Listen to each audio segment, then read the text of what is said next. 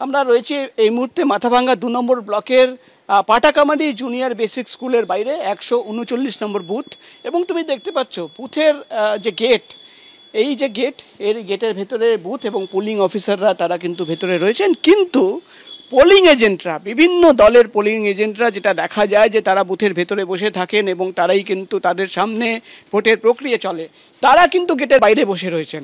আমরা তাদের সঙ্গে কথা বলবো। আপনি কোন দলের এজেন্ট? টিএমসি। বাইরে কেন?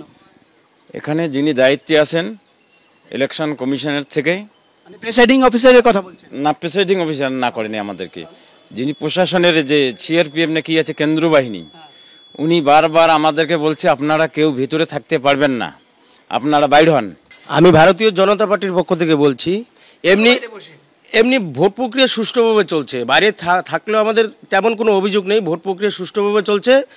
তবে একটু সমস্যা হচ্ছে, আমাদেরকে বাইরে যদি ভোটার লিস্টে দাগ দিতে দিত তাহলে আমরা পুলটা কি পরিমাণ হচ্ছে সেটাকে আমরা। আপনার পাশে আর একটা বুথ, সেই বুথে তো পোলিং এজেন্টরা ভেতরে বসেছে, কিন্তু আমাদেরকে বাইরে বসতে বললো, যে আমাদেরকে ভিতরে ঢুকতে দেয়নি। কোন দলে? সিপিএম। আপনারা এই বিষয় নিয়ে প্রেসাইডিং অফিসারকে জানিয়েছেন? হ্যাঁ, জানিয়েছি। কি বলছেন? প্রেসিডিং স্যার বলছে আমাদেরকে, দেখো এই বিষয়ে আমি কিছু বলতে পারবো না। এরা পোলিং এজেন্টরা বাইরে বসে আছে কেন?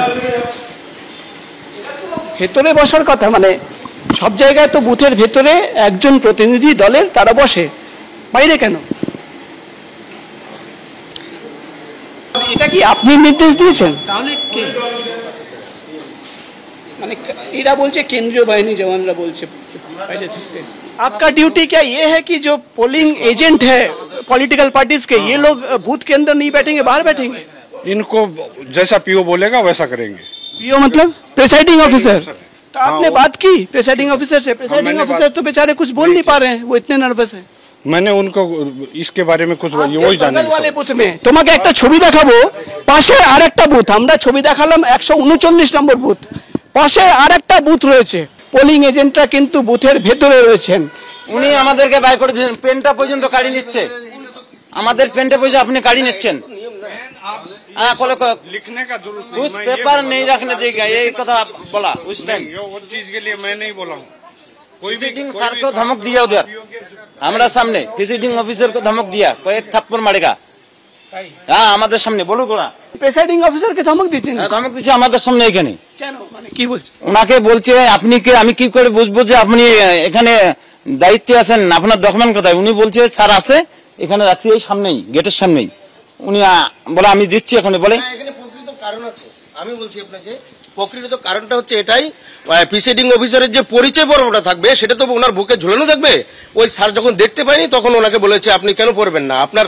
সব মিলিয়ে কিন্তু আমরা নজিরবিহীন ঘটনা দেখতে পাচ্ছি, নজিরবিহীন ঘটনা দেখতে পাচ্ছি। এই স্কুল পাটাকামারি জুনিয়র বেসিক স্কুলের 139 নম্বর যে বুথ, সেই বুথের ভেতরে কিন্তু কোনো রাজনৈতিক দলের এজেন্টদের বসতে দেওয়া হচ্ছে না, তারা কিন্তু বসে রয়েছে গেটের বাইরে, বুথের বাইরে।